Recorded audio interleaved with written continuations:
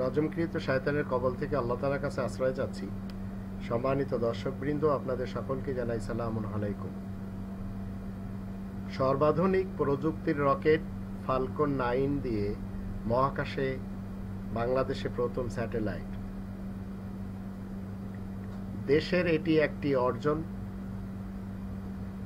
এটি জাতির জন্য গর্বের বিষয়, যদি ব্যক্তি মালিকানায় চলে না যায়। অনেকের দৃষ্টিতে 80 দশকে জিয়ার স্বপ্ন ছিল, অনেকে ধারণা হলো জনগণের টাকায় এটি বিশেষ কোনো ব্যক্তির নাম দিলে হয়তো ভালো হতো ভবিষ্যতের জন্য। অনেকে বলছেন বাংলাদেশ স্যাটেলাইট দিলেই ভালো হতো। অনেকে ধারণা হলো দুর্নীতি এখন মধ্যাকর্ষণ ভেদ করে মহাকাশে পৌঁছেছে।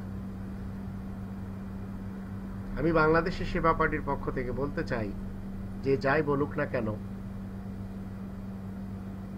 আর যার নামেই এটি পাঠানো হয়েছে, এটি নিঃসন্দেহে একটি অর্জন, এটি জাতির জন্য অবশ্যই গর্বের বিষয়।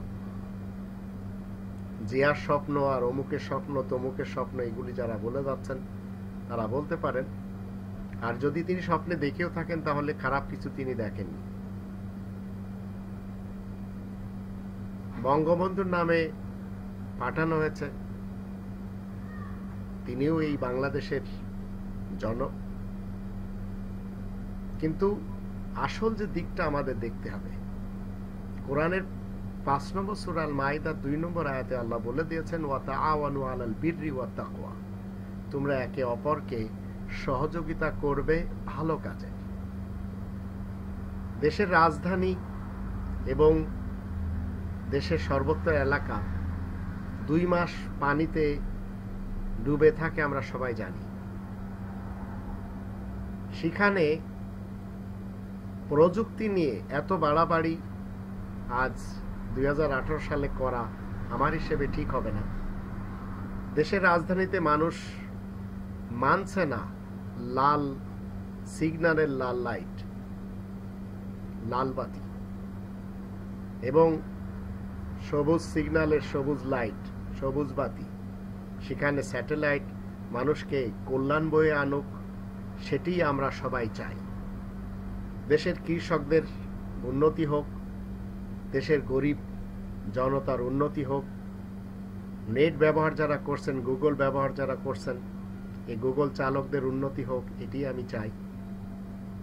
মানুষ উপকার পাক।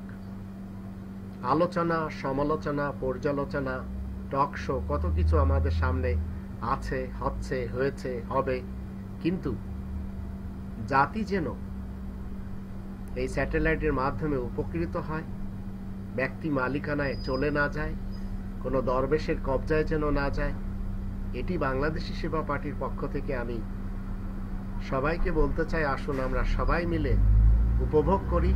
অবশ্যই এটি আমাদের একটি অর্জন, এটি জাতির জন্য একটি গর্বের বিষয়, কিন্তু শর্ত হলো যদি ব্যক্তি মালিকানায় চলে না যায়। এখন এটি থেকে যদি কল্যাণ বেশি না বয়ে আনে, আর বেশি কল্যাণের বিপরীত অকল্যাণ বেশি বয়ে আনে, তাহলে অবশ্যই এটা জাতির জন্য গর্বের বিষয় হবে না। আর এটি নিয়ে অনেক লেখালেখি হচ্ছে, অনেকে অনেক কথা বলছেন। আমরা চাই সবাই উপকৃত হোক।